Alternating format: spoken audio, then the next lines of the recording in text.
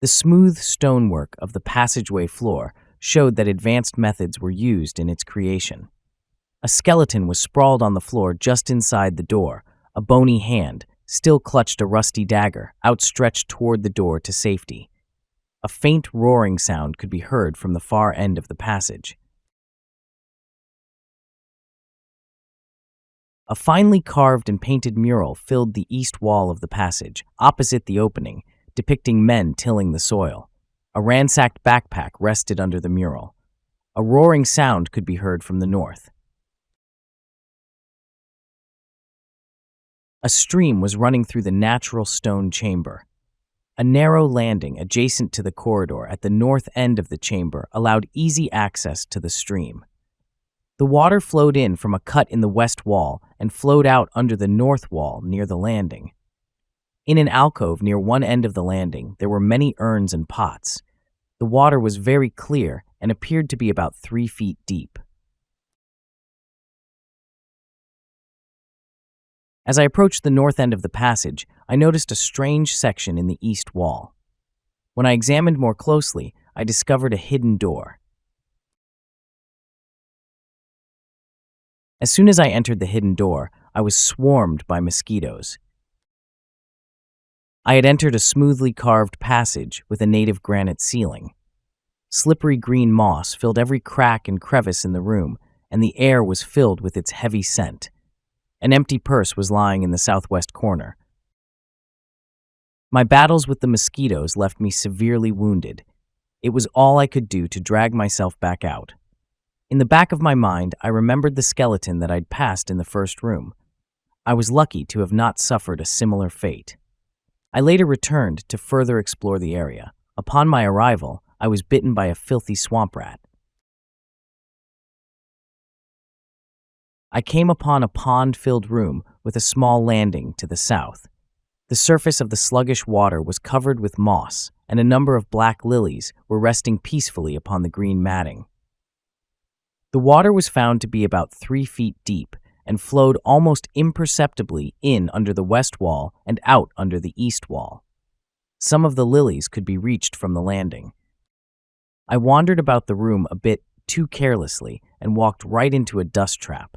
I thought that was the end, but a nice cleric named Benedict helped me to safety. As soon as I had my strength back, I made a donation of 12 silver pieces to Benedict's sect, and I was back in the dungeon. Water was flowing into this chamber from the northern part of the west wall and out again through the southern part of the same wall. The surface of the water was covered with moss and multicolored lilies, some within reach of the landing. I tested the water and found it to be about 3 feet deep.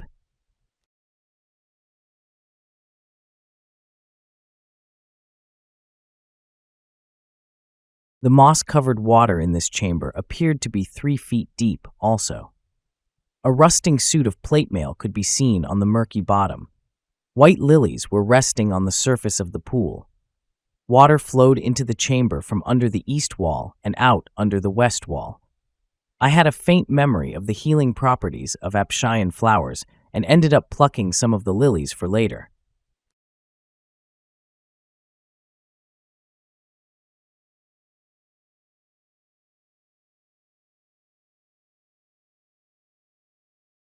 As I was about to exit the hidden chamber, I heard a violent rattling sound from behind.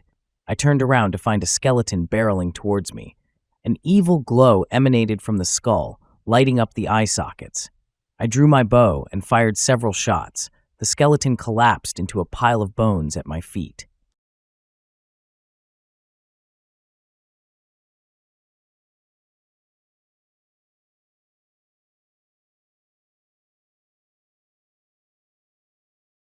I entered a passage with smooth stone walls and floor and a native rock ceiling. A loud roaring sound could be heard from the north. A humanoid skull rested on the floor in the middle of the passageway.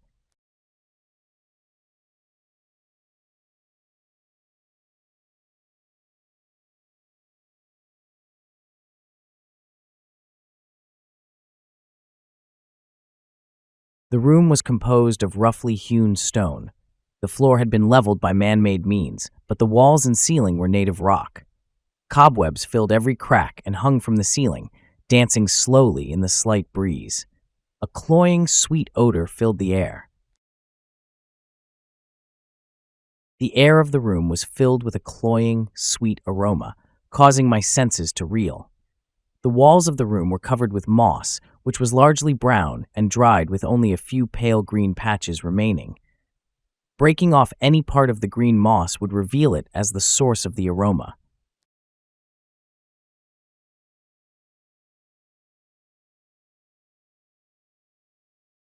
A mist drifted into the corridor from an opening in the west wall, and I heard a deafening roar. Moss covered the floor before the opening to the west, and a rusty sword was lying on the mossy stone. The floor, walls, and ceiling of the chamber bore the marks of tools. A glow filled the opening to the east, and a foul, musty odor was in the air. The room was well lighted by the phosphorescent glow emanating from the greenish-yellow algae covering the high ceilings of native rock and well-worked stone walls to the north and south. A broken bow was lying in two pieces on the floor near the east wall.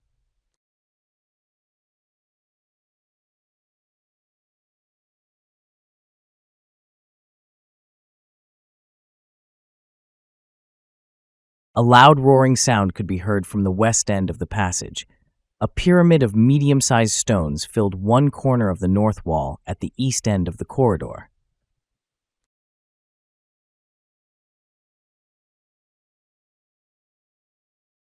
I came upon an irregular cave of native rock. The walls and floor were covered with a heavy matting of multi-hued moss. The walls were brilliant reds, greens, and blues, while the floor was pastel yellow. A wooden box lied topless in the middle of the cavern floor. Inside was a well-made cloak. The material of the cloak seemed to shimmer in the torchlight.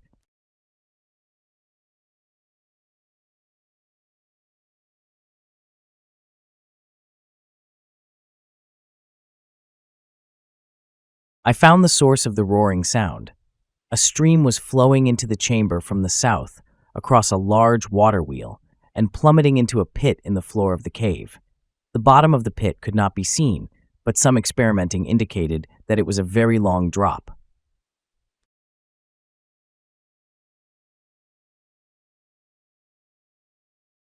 Small bones littered the floor of this chamber and crunched under my feet as I walked.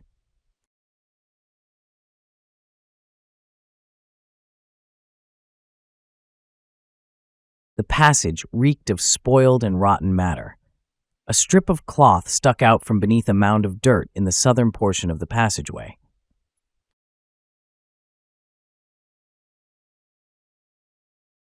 The walls of the room were covered with algae. Most of the algae was black and rotten, but the few remaining brown patches had a nutty aroma and tasted reminiscent of spiced bread. I'm not sure what would possess me to taste it, but I definitely did.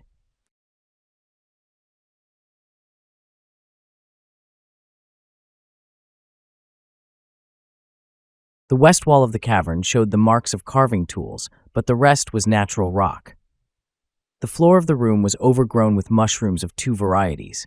One had broad, flat caps and was white with brown splotches, while the second variety had black, tightly rounded caps.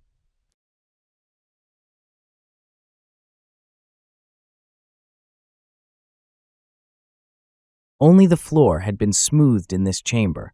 The walls and ceiling had been left in their natural state.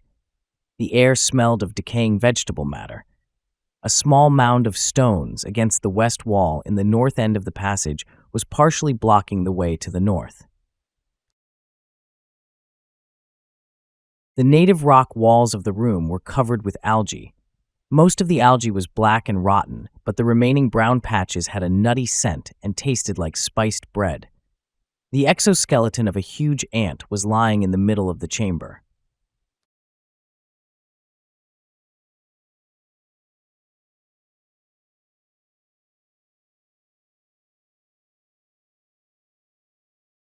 The cavern was overgrown with the same types of mushrooms I had found earlier. A skeleton was lying among the mushrooms, still clutching the remnants of a sack.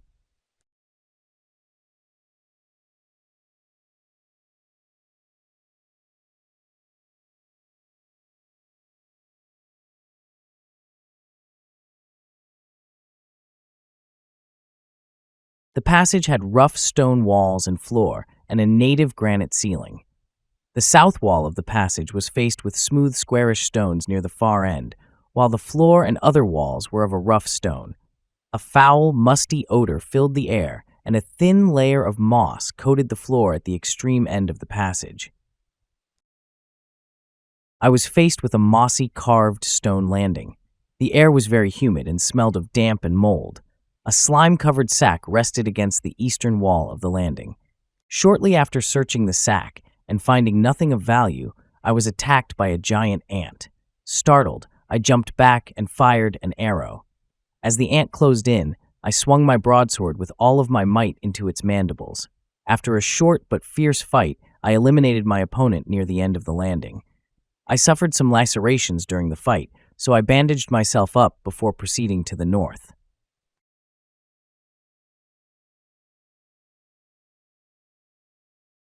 A stagnant pond filled the south end of the carved stone chamber, with a narrow landing at the south end. White mold covered the surface of the water, save the southeast corner, where a gold-colored seaweed was in evidence. Tests would reveal the water to be 3 feet deep, but the bottom of the pool could not be seen through the murk.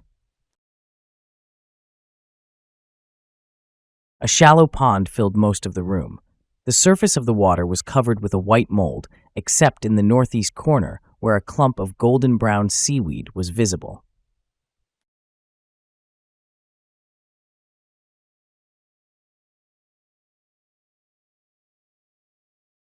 A closer examination of the southern stone wall in this passage revealed a hidden door. On the other side of the door, I discovered a tunneled passage streaked with slime. A well-wrought iron candlestick was lying at the southern end of the tunnel. The tunnel floor was streaked with stinking slime and littered with small and medium-sized stones. Just as I entered the room, I was attacked by a giant leech, hell-bent on draining all the blood from my body. My body armor was able to keep it away from my skin. I hacked and slashed for several minutes before the slimy beast was no longer able to move towards me. I left it twitching on the floor.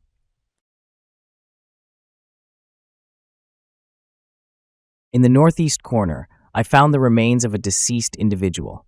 I could only imagine what the leeches must have done to this person. I searched the remains and recovered 4 gold pieces from a pocket.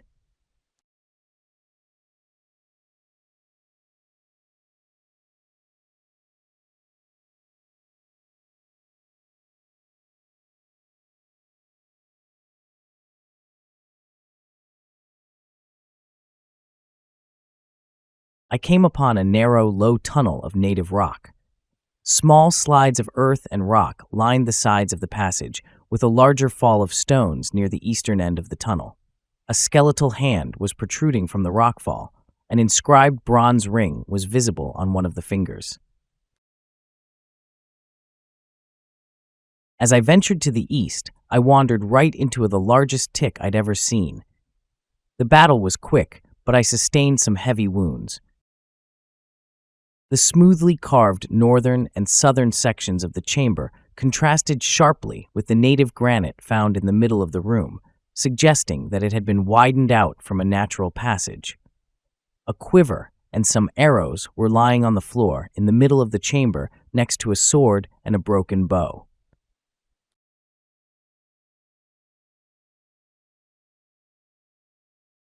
The tunnel appeared to have been dug out of the hard earth. A familiar trail ran the length of the passage, and the odor of vanilla was heavy. This tunnel was full of giant ants. I quickly discovered my arrows to be fairly ineffective versus the ants. Their hard outer carapace was too tough to pierce. I had to face them in close combat with my sword. I battled for what seemed like an hour before finally clearing the tunnel. I had moderate wounds at the end of it all. To the north, I faced a rough 5-foot-wide tunnel with packed dirt walls, floor, and ceiling.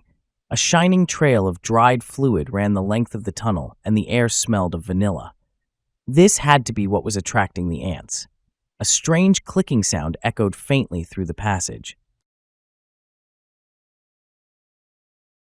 To my left was a rough cave, carved out of the dense earth. The vanilla odor clogged my nostrils, and the clicking noises were still audible from within. A handful of gems littered the dirt floor before the western wall. I battled a few ants before stumbling on a cache of 5 small diamonds. This was a huge find. I began to think of all the things I could buy if I made it back out alive.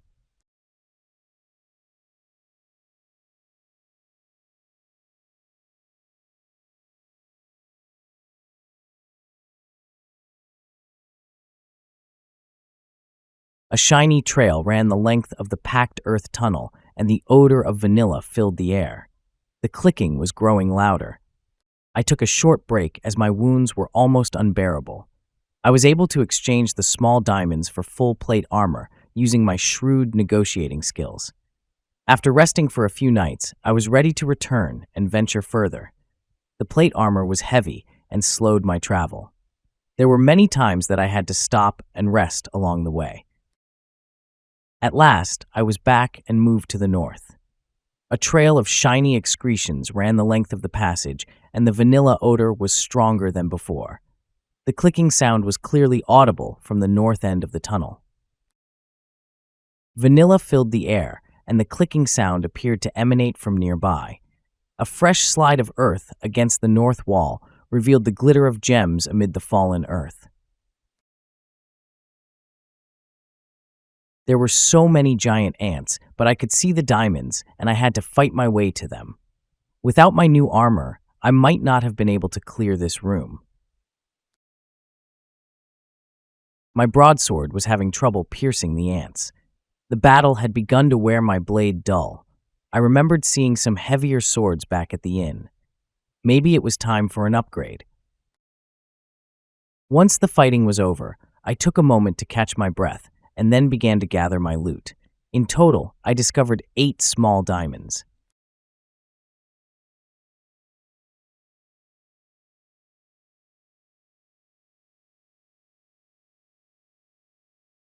The odor of vanilla is still present, along with more ants.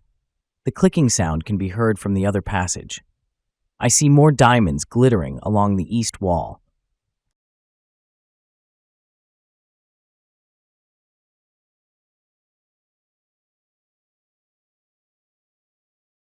It took me a while to clear this room as well. My broadsword was getting worse with every swing.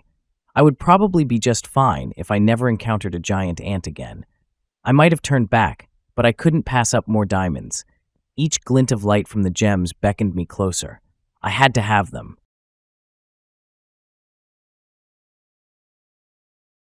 As I turned around to backtrack with my diamonds in hand, I stumbled upon a fire beetle. I had never seen such a glorious creature. It was quickly apparent that this beetle wasn't my friend. My broadsword had an easier time with this opponent, and I continued on my way. I thought about going back to the inn and exchanging my diamonds at the shop, but curiosity got the better of me, and I decided to venture on a bit further.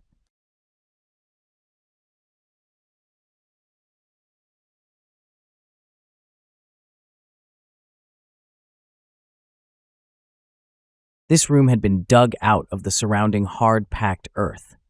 The odor of vanilla was exceedingly strong. I could barely hear the clicking sound. Gems could be seen glowing on the south wall.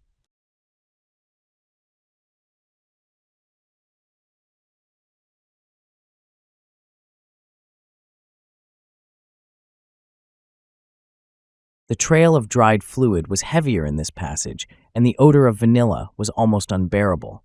The clicking sound grew louder. I decided it was time to return to the inn. I exchanged my diamonds for silver pieces and found a great sword at a great price. I had seen the sword earlier when I first began my journey, but I was not strong enough to wield it at the time. The vanilla odor was cloyingly thick. Bones and gems littered the floor along the north wall. The clicking sound was plainly audible within the cave. Giant ants filled the room. Much to my surprise, my new blade was quite effective. I cut through them easily and uncovered 7 small diamonds at the north end. The aroma of vanilla made my senses reel, and the floor of the room was covered with the shiny stuff previously observed. Bones were scattered across the floor, and the clicking sound grew fainter within. Gems stud the south wall.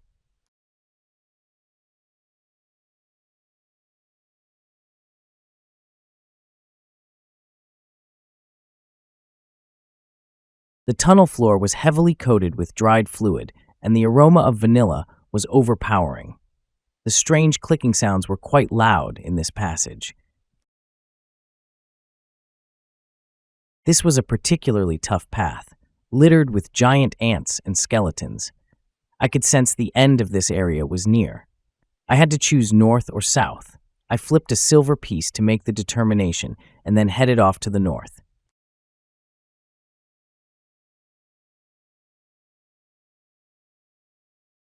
To the north, I found a large cavern.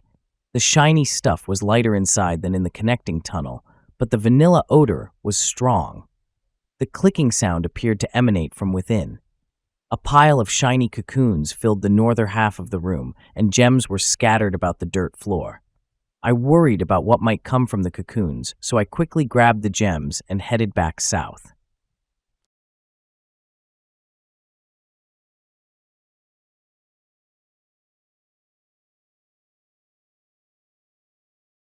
I had to be careful with my footing as I traveled back down the passageway. It was now littered with ant carcasses and bones. I encountered additional ant-men as I approached the south path.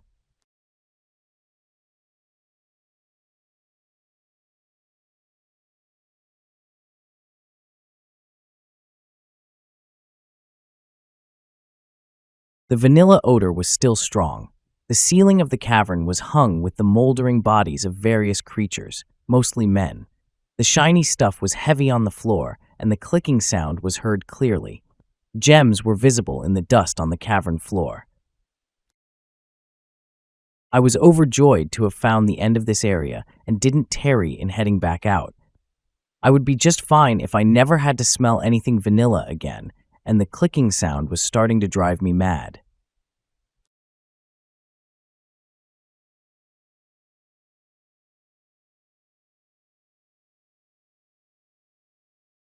I faced a few foes along the way that had fallen into the cavern behind me. Perhaps the sounds of me battling the ants had drawn them my way. Nothing too tough. My great sword cut through them like butter.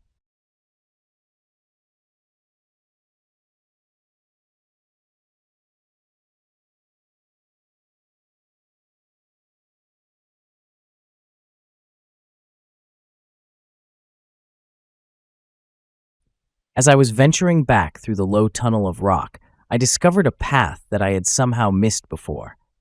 I must have been too distracted by the skeletal hand. The clicking was replaced by a droning sound. A skull and some bones were lying next to a quiver of arrows. I faced another fire beetle and collected the silver arrows from the quiver.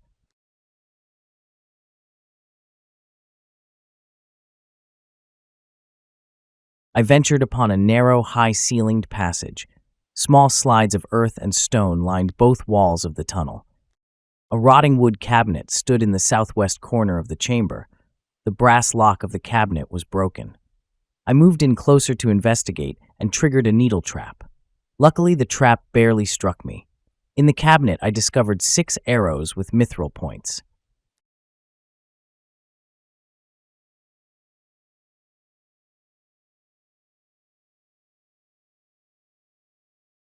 A forgotten backpack rested on the slimy stone against the middle of the north wall. I searched the pack, but found nothing of use.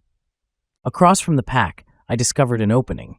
The droning continued to echo from within the cavern. An elaborately carved sword hilt was sticking out from under a heap of rocks. Boot prints led up to the pile, but no other signs of disturbance could be seen. As I moved towards the hilt, I was ambushed by some giant bomb beetles.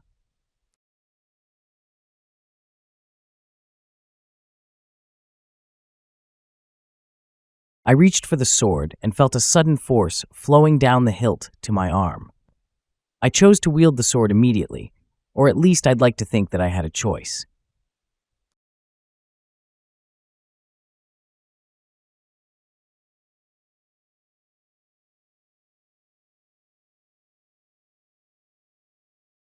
I put my new sword to the test on a few unfortunate ant-men. It didn't disappoint.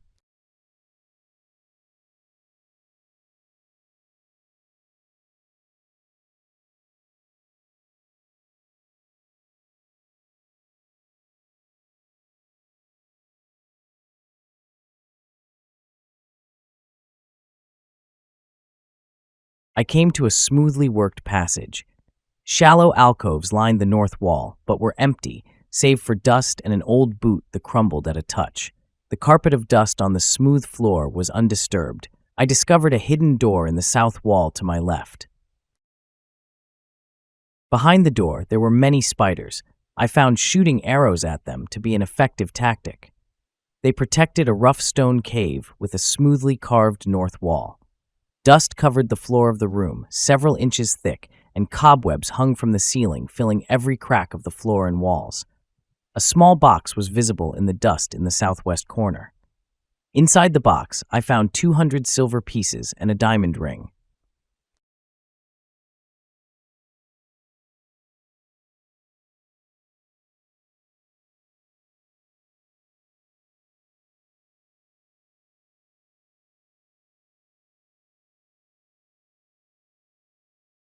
Further down, the north and west walls of the chamber were lined with racks and rusty farming and stoneworking implements. Around the corner, I uncovered a secret door in what initially appeared to be a dead end. In the small room, I found a dusty wooden chest, the iron lock rusted through and the wood decaying from the dampness. Just as I removed a copper ingot from the desk, I was attacked by a centipede. My magic blade held true, and I would live to see another day. Further examination would prove that the way I entered the room wasn't the only way to get in. As I stepped out the other door, I found myself in a familiar corridor. I knew the exit was near. I had found great treasure, but I knew the real treasure lay deep down in the lower levels, protected by all types of horrid creatures. I told myself I was done here, but this temple had a grip on me. I knew I would be back someday.